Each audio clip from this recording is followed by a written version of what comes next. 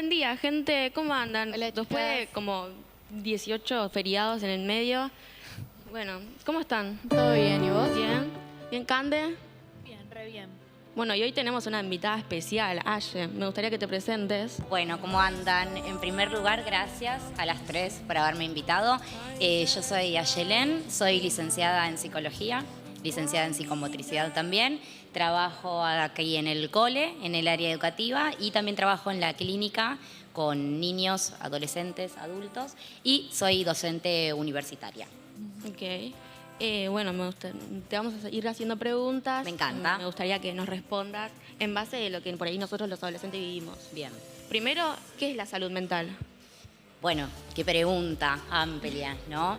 Yo creo que la salud mental es un concepto que aborda distintas cuestiones. Creo que hoy en día está muy presente lo que tiene que ver con el cuidado de la salud mental, ¿sí? Que obviamente involucra distintas aristas, ¿no? Lo que tiene que ver con la salud emocional, con los vínculos, con cómo yo me siento conmigo mismo y con los otros.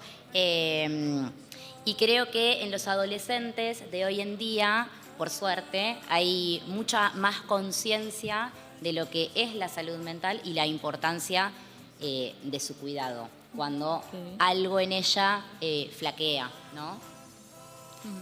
Y bueno, y hoy en día, ¿ves que los adolescentes sufrimos de algo en especial? De varias cosas. Si yo remito un poco a mi clínica y a lo que escucho tanto en mi consultorio como en el cole, creo que hay algunas cuestiones muy vinculadas a la época en la que estamos todos atravesados, no solo los adolescentes.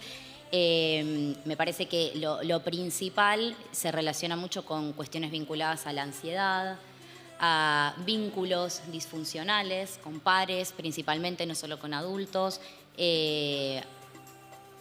signos muy vinculados a la depresión también, cuestiones vinculadas a problemáticas del consumo, cuestiones vinculadas a la imagen corporal, a la definición de la orientación sexual, bueno, el uso de redes sociales atravesando todas estas aristas de las que estoy hablando, así que creo que tiene que ver un poco con eso, las principales afecciones que alteran la salud mental de un adolescente hoy en día. Sí, yo tengo entendido que durante la pandemia como que se incrementó la cantidad de adolescentes con ansiedad. Como que al principio cuando sos chico como que ni siquiera tus papás lo pueden llegar a notar, pero tengo entendido que es más como que cuando sos chico es más el entorno porque es desconocido. Pero cuando sos adolescente es como más propio, por ejemplo, alguna nota en el colegio, cómo te perciben los demás, los cambios en el cuerpo que pasamos por la pubertad. Sí. Y bueno, lo de la pandemia que creció el número de chicos porque al estar encerrados durante casi un año o más, como que se perdió esa costumbre de socializar con los demás y como que ahora costó un poco más integrarse. Eso sería verdad, ¿no? Sí, es un poco así, bastante así como vos lo mencionás. La realidad es que en la adolescencia, y ustedes lo saben mejor que yo, los pares, o sea, la gente de su edad, los amigos, la pareja, los compañeros, son fundamentales. O sea, en la adolescencia hay un montón de duelos que el joven atraviesa, como vos decías, en cuanto a los cambios corporales, a la caída un poco del ideal con respecto a la figura de mamá y papá. Y en todo ese proceso un poco caótico, que Freud habla de metamorfosis, porque bueno, hay un cambio muy significativo, los pares apuntalan, son la red de contención, el otro que está pasando por lo mismo que estoy pasando yo. Sí. Y en pandemia todo eso se pausó. A ver, si bien obviamente ante nuevas necesidades surgen nuevas herramientas y todo lo que tiene que ver con el contacto virtual se potenció, se acentuó y se desarrolló. Yo creo que no es lo mismo, y me parece que ustedes van a coincidir conmigo, no es lo mismo el encuentro físico con un otro, el sentarte a tomar un café, a tomar un mate, a charlar, que hacer una videollamada. Entonces, la pérdida de ese encuentro con el otro, o sea, la falta de ese apuntalamiento, generó un montón de cuestiones desde lo emocional que en muchas ocasiones recién se está viendo ahora, casi 5 años después del del proceso pandémico. Y que entre la sintomatología, entre comillas lo digo, que más abunda en relación con eso, bueno, sí, ansiedad social, depresión, dificultades, a veces no son, digamos, trastornos en tanto tal, sino, bueno, síntomas como, por ejemplo, dificultades en los vínculos. Bueno, muchos chicos que se tapaban la cara, no querían prender la cámara en ese momento y que hoy en día arrastran algunas cuestiones relacionadas con lo que es la imagen corporal, aún ya siendo muy, muy escaso ese tipo de vínculo, o sea, modalidad en realidad de vincularse. Pero bueno, sí, yo creo, coincido mucho con vos, de que la pandemia generó un antes y un después y ha dejado muchas secuelas en la salud mental y emocional de jóvenes, adolescentes. Me acuerdo, hablando de todo esto, de la pandemia así, me acuerdo que cuando entramos a la secundaria, muchos tenían todavía el barbijo, todos tenían como inseguridad de mostrar las caras y como que era difícil encontrar como un grupo para relacionarse y como que se incrementó eso de que como mantener la distancia por todo lo que pasó de la pandemia, porque estuvimos muy como medio en pánico con lo que pasó, porque muchos no habían pasado por eso antes. Y bueno, pasó eso de que algunos no mostraban la cara, otros eran como más tímidos, algunos a veces no se juntaban en grupos y así. Como que a veces preferían hacer algunos trabajos solos que en grupo. Que con otros. Sí. A mí me gustaría saber cuándo se necesita ir a un psicólogo. O tal vez, como, ¿por qué hay tanto prejuicio por ir? Hay mucho prejuicio, sí. Sigue vigente esta cuestión de que, bueno, ir al psicólogo antes, hace muchos años atrás, estaba como a la par de estar loco, ¿no? Al psicólogo iba la persona que estaba completamente desestabilizada y hoy en día ya no es así. Yo creo que al psicólogo hay que ir cuando te encontrás frente a una situación en la cual ya las herramientas con las que contás no te alcanzan para resolverla, cuando algo te sobrepasa. En los adolescentes sucede mucho que obviamente intervienen los padres porque son menores, distinto es un adulto que bueno, tiene la capacidad para decidir cuándo quiere ir a un espacio psicológico de terapia o no. Y muchas veces pasa, y me pasa a mí, que llegan a la consulta adolescentes que me dicen, bueno, yo no quiero venir, vengo porque me manda mi mamá, porque no salgo de la habitación, porque estoy todo el día con el celular, porque no me gusta juntarme con amigos, porque no tengo amigos. Y ahí es muy difícil porque para que un tratamiento, y yo siempre planteo esto, tanto a mis pacientes adolescentes como adultos, si uno no tiene esa demanda, esas ganas de entrar en el tratamiento, es muy difícil que sea eficaz la intervención que uno como terapeuta realiza. Pero creo que hoy, si bien, como vos decís, sigue habiendo un prejuicio con respecto a esto de ir al psicólogo, me parece que se modificó muchísimo eso. Hoy la mayoría de los chicos de la edad de ustedes hacen terapia o pasaron por un proceso terapéutico o quieren introducirse en un proceso terapéutico, así que creo que eso es una buena señal de la generación que se viene. Bueno, eso. ¿Alguna vez a ustedes les pasó eso de estar, o sea, sentirse nerviosas o con ansiedad por alguna nota o algo en el colegio? Sí, yo creo que varias veces. Creo que todos en un momento pensamos en ir al psicólogo, pero existe, bueno, esto del prejuicio, pero hoy en día con TikTok y todas las redes es todo más libre y nada, como que te sentís como más abierto a esa idea. Cande, ¿vos qué pensás? No, sí, yo también sufrí bastante ansiedad, pero más por el lado de que, no sé, yo siento como que tengo que planear todo para evitar errores a futuro, entonces siempre hago listas o pasos para cualquier cosa, incluso lo más mínimo me pasa. Y es porque tipo, me autoexijo demasiado, no es porque algunas veces es por tipo los padres que le exigen, pero no, es por mí, porque me gusta dar lo mejor de mí, pero a veces como que me sobrepasa. Sí, creo que nos pasa a todos. Pero bueno, cada uno tiene su lado. ¿Y O sea, ¿hay diferencias entre el psicólogo, terapia, psiquiatra Sí, y por coach? supuesto, sí. Me gustaría sí. saber cuál es. No es lo mismo un psicólogo, obviamente, que un psiquiatra o que un coach. En primer lugar, el psiquiatra es médico, o sea, primero tiene que atravesar la formación de medicina y luego, una vez que se egresa, tiene que realizar la especialización en psiquiatría. Okay. Los licenciados en psicología simplemente hacemos la licenciatura, después por supuesto hay, digamos, distintas especialidades, que ahora si quieren les cuento algunas de ellas. Claro. Una diferencia también fundamental entre el psicólogo y el psiquiatra es que los psicólogos no estamos capacitados ni habilitados para medicar, porque justamente no somos médicos. Entonces, lo que suele suceder es cuando llega a consulta un paciente quizás con mucha sintomatología, o sea, indiferente de su edad, ¿no?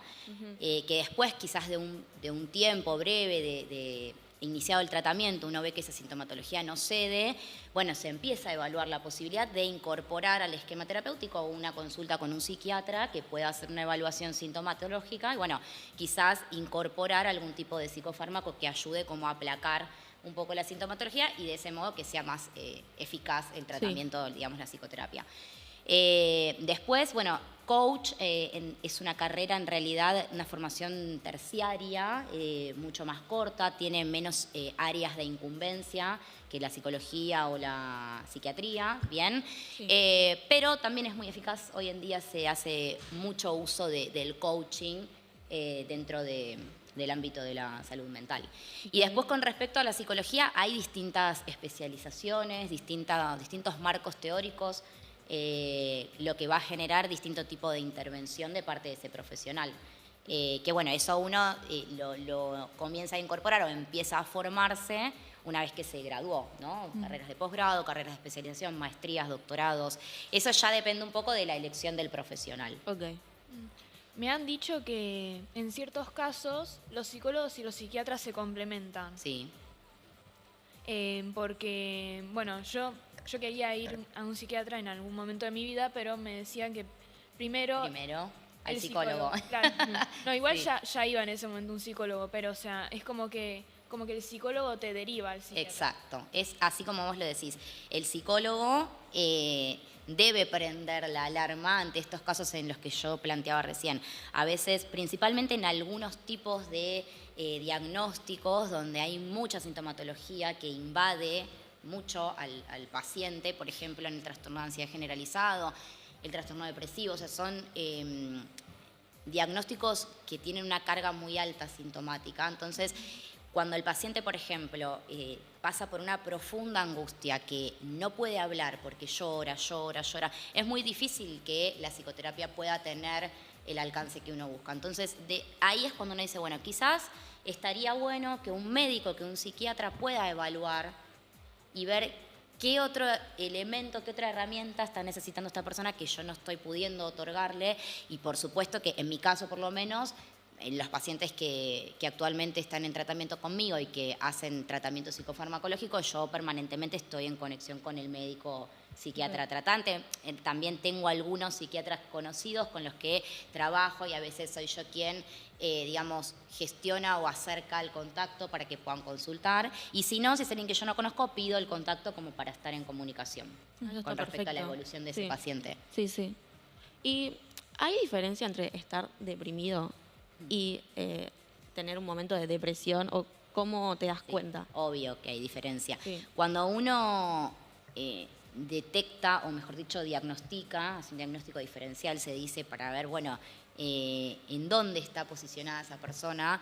Una de las cuestiones que se evalúan es la temporalidad y la durabilidad de los síntomas. Y también, bueno, la cantidad, qué sintomatología, presenta, cuántos síntomas que pueden estar vinculados al trastorno depresivo están presentes en esa persona y el tiempo, o sea, la durabilidad de esos síntomas en el tiempo, ¿sí? De hecho, hay un manual de psiquiatría, el DSM-5, donde uno ahí tiene, digamos, como la guía, ¿no? Diagnóstica los distintos trastornos con los criterios de diagnóstico, digamos. Sí. Entonces, nosotros los psicólogos lo usamos, también es utilizado, por supuesto, por los psiquiatras y se utiliza justamente como una guía, ¿no?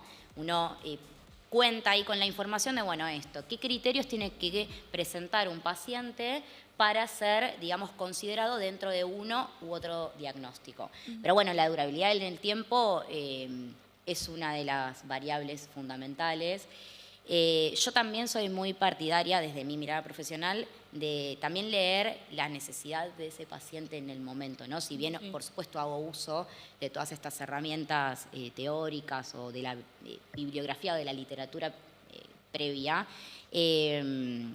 pongo mucho el ojo, bueno, qué le está pasando y por qué, o sea, qué fue lo que, digamos, desencadenó ese malestar, esa dolencia, y a partir de eso armo, digamos, el plan de tratamiento, ¿no? ¿En qué tengo que trabajar? Personalizado. Claro. Tengo entendido que algunos síntomas sobre de esta depresión sería, por ejemplo, comportamientos compulsivos, como que ser más cerrado en el sentido de hablar de los sentimientos o aislarse directamente del resto. Sí.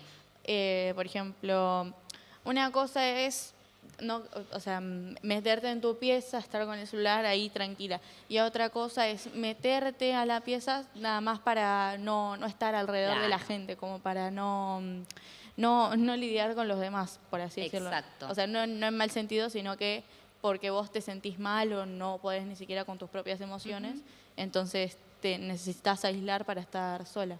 Sí. Eso, ¿has tenido pacientes así? He tenido muchos pacientes así, adolescentes y no tanto, donde, por ejemplo, esto, ¿no? De, bueno, está el diagnóstico, perdón, el discurso de los papás es, está todo el día en la habitación con el celular. Pero ¿cuánto tiempo del día? Que es todo el día, todas las semanas. ¿Hace algo más aparte? ¿Hay otra cosa que motive a este joven, aparte de estar en la habitación todo el día encerrado? Fíjate qué delgada que es la línea entre decir, bueno, estoy descansando, me tiro un rato en la cama con el celu, a scrollear en TikTok o a hablar con alguna de las chicas o de los chicos, a decir, quiero estar en mi habitación porque no soporto vincularme con un otro. Pasa mucho con la depresión, que queda como muy homologada a estar llorando, triste, la angustia, ¿viste?, profunda, y no siempre un diagnóstico de depresión se relaciona directamente con altos niveles de angustia. Ajá, a veces hay indicadores... Sí, perdón. No, perdón. Hay veces en las que, por ejemplo, nosotros los adolescentes podemos llegar a ser como muy silenciosos. Exacto. En el sentido de, no, sí, me siento bien, en realidad te estás sintiendo re mal o como que no tenés la experiencia de hablar con alguien sobre lo que sentís. Y bueno, me acabo de olvidar algo que iba a decir, pero no importa. Igual yo siento que en las redes hay este diagnóstico que decís, pero como que al leerlo se siente uno perseguido. Sí. Como También. que empezar a leer que, bueno, esto sí lo tengo, por ahí sí lo tengo, y ahí se empieza como a perseguir. Sí, pasa mucho, a mí me enoja un poco esa situación, no con el paciente, por supuesto, sino con los mensajes o la información, mejor dicho, que se transmite sin tener cuidado en las redes sociales, ¿no? Sí. Sí me ha pasado de un montón de chicos, pero pacientes ya en tratamiento, ¿no?, que vengan de pronto a una sesión con unos niveles de angustia importantes y me dicen, no, Aye, porque vi un TikTok y para mí yo tengo trastorno bipolar. Y nada que ver, quizás, ¿viste? Entonces pasa mucho eso, que circula mucha información donde también se romantizan algunos diagnósticos, que no está bueno eso en realidad. Claro. Y que genera este tipo de cuestiones, angustia, también miedo, susto, porque ¿qué tengo esto? ¿Qué tengo que hacer? ¿Tengo que ir al médico? ¿Hablo con mis papás? ¿Qué hago? Bueno, no todo lo que circula en redes sociales es real. Hay información que está tergiversada, que no está chequeada, digamos, y circula. Así que un poco mi consejo es, ojo a qué tipo de información, por lo menos en lo que tiene que ver con mi materia, que es la salud mental, ojo con qué información consumen, chequeen, busquen. Por suerte tienen un montón de acceso hoy a, no sé, distintas fuentes teóricas, así que busquen, infórmense, chequeen esa información. Bueno, y si es necesario, consulten con algún profesional. Pero bueno, no se crean todo lo que leen o ven en las redes sociales. Bueno, muchas gracias. La verdad que me encantó. Valoramos mucho que hayas aceptado estar acá con nosotras, pero lamentablemente queda muy, Muy poco tiempo. muy Ok, poquito de tiempo, ok. y entonces tenemos que hacer Me como el gustaría cierre. Bien. que le digas una frase pequeña a los adolescentes. Bueno, que busquen ayuda cuando la necesitan, que no Sí. está mal sentirse mal, que es parte sentir angustia, sentir miedo, es parte de esta etapa en la que están, y creo que muchas veces un espacio terapéutico puede ser el motor para resolver un poco de todo ese caos en el que están inmersos en este momento. Gracias. Gracias a Bueno, ustedes, muchas chicas. gracias. Muchas gracias a todo el equipo.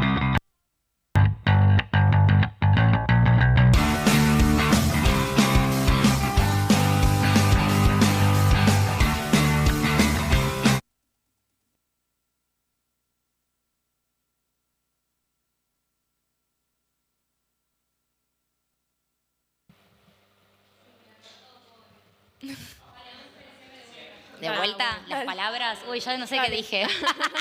Vuelvo a inventar. Vos tira, vos tira.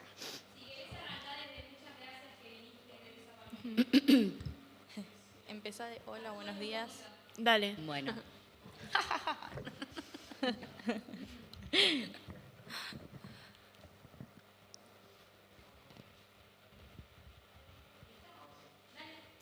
Bueno, muchas gracias por haber A asistido ustedes, nuevamente. chicas. También le damos un aplauso a este equipo increíble, a la producción y a Sí. las locutoras. Y bueno, no olviden seguirnos en redes, @escuchamos y debatimos, en Instagram, TikTok. Tenemos todas las plataformas. Y Aye, Y bueno, una pequeña frase para los adolescentes. ¿Qué le dirías? Bueno, que busquen ayuda cuando lo consideren necesario, que es parte la angustia, el miedo, a veces la ansiedad del proceso en el que se encuentran, y que muchas veces un proceso terapéutico es la vía para resolver esas cuestiones que nos sobrepasan. Listo, nos quedamos con eso. para Gracias. cerrar el programa. Muchas gracias. Gracias por ver. A ustedes. Hasta el viernes que viene.